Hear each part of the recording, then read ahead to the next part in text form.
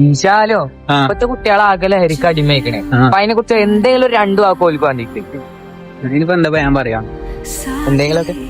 അത് ഉപയോഗിച്ചണോടല്ല, ആ ഉപയോഗിച്ചണോലൊപ്പല്ലോടാ പറയണ്ടേ.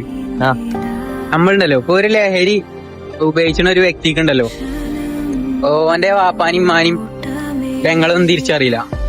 ഓനാ അഡിക്റ്റ് ആയി കഴിഞ്ഞാ പിന്നെ ഓനെ കിട്ടിയിട്ടില്ലാണ്ട് ഓൻ വേറൊരു മൈൻഡേക്കാറ്. അത് പോയില്ല.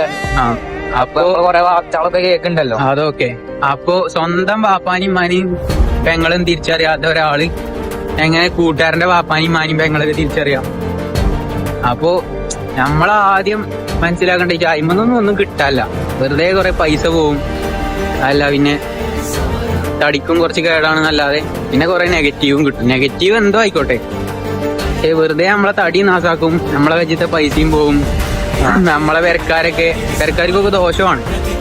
അപ്പൊ എന്താ വെച്ച് കഴിഞ്ഞാ ഒന്നാമത്തെ നമ്മള് നന്നാവുക, നമ്മളൊപ്പം ഒരുപാട് നന്നാക്കുക. അങ്ങനത്തെ ഒരു ബാഡ് സ്ഥാനം കൊണ്ടെടുക്കുന്ന ആൾക്കാരെ ഒപ്പം കൂട്ടാക്കണ അത്രയും നല്ലത്.